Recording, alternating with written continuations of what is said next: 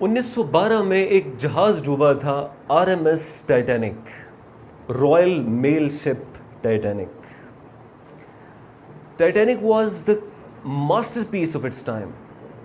ये लग्जरियस का सिंबल था। जिम्नाजियम से लेके क्लब्स और स्विमिंग पूल और हर वो चीज़ उन्होंने इसमें इंक्लूड की थी जो कि उस वक्त स्टेटस का सिंबल थी। दुनिया के जो अमीर तरीन लोग थे उन्होंने इसमें एडवांस बुकिंग की थी। इसी वजह से ब्रिटिश मीडिया ने इसको एक निक नेम दिया था, द मिलीनियर चॉइस, यानी अरबपति लोगों की चॉइस। इसको मशहूर बरतानवी कंपनी वाइट स्टार लाइन ने 3 साल में डिज़ाइन किया था और इसका जो डिज़ाइनर था, जो चीफ डिज़ाइनर था, वो थॉमस एंड्रयूज था।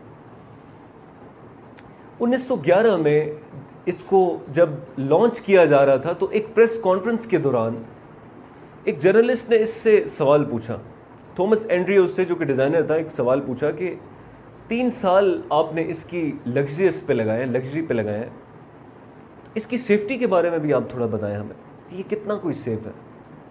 इस बात पे थॉमस एंड्रयू को गुस्सा आया। उसने कहा कि मुझे ये बताओ, तुम खुदा को मानते हो? उस जर्नलिस्ट ने जवाब दिया, बिल्कुल मैं खुदा को मानता हूँ। थॉमस एंड्रयू ने कहा कि इसकी सेफ्टी के लिए तुम इतना समझ लो कि खुदा भी चाहे तो ये जहाज नहीं डूब सकता। Not God could even sink the ship. James Cameron एक डायरेक्टर है, उसने 1997 में एक मूवी बनाई है। उसने इस डायलॉग को स्क्रिप्ट का हिस्सा बनाया, not God could even sink the ship. So this is the ship they say is unsinkable. It is unsinkable. God himself could not sink this ship. ये जुमला सुनने के बाद वहां पे जितने भी लोग बैठे हुए थे उन्होंने कहका लगाया जोर का और प्रेज किया उसकी इस बात को। इसके बाद 1912 में अगस्त में ये जहाज निकलता है और बरतानिया से इसने अमेरिका जाना था। 300 लोग सिर्फ मैनेजमेंट का हिस्सा थे, यानी वो बड़ी बड़ी दूरबीनों से ये देख रहे थे कि कोई बर्फ का पहाड़ या कोई ऐसी चीज तो नहीं है, जो सेफ्टी के लिए तैनात थे।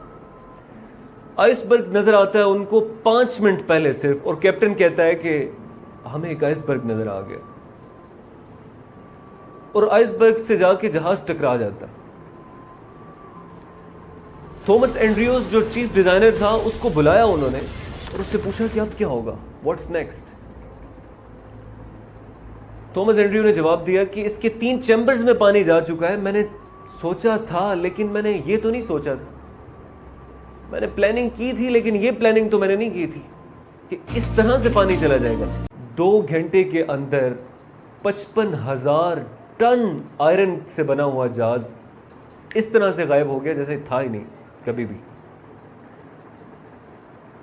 और फिर वो लोग जिन्होंने कहके लगाए थे वहाँ पे, उन लोगों ने एक दूसरे को जो है वो नोचा कि हमें इस ठंडे पानी में जो है वो नहीं मरना, हमें लाइफ बोट्स हमें चाहिए पहले।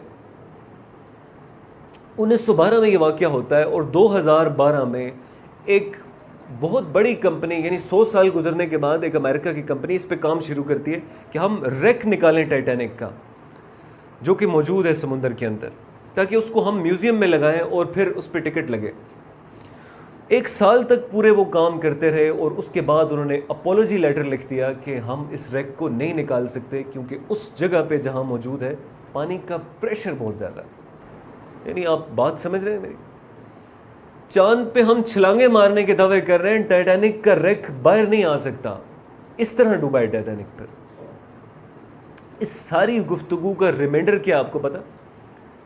आप जितने मर्जी आर्टिस्ट हैं, जितने मर्जी फनकार हैं आप, और टैलेंट से भरे हुए हैं, गुरूर जैसे ही आपने पकड़ा, गुरूर अल्लाह की चादर है, जैसे ही आपने उसकी चादर पे हाथ डाला, आपकी जो उल्टी गिनती स्टार्ट हो जाती है।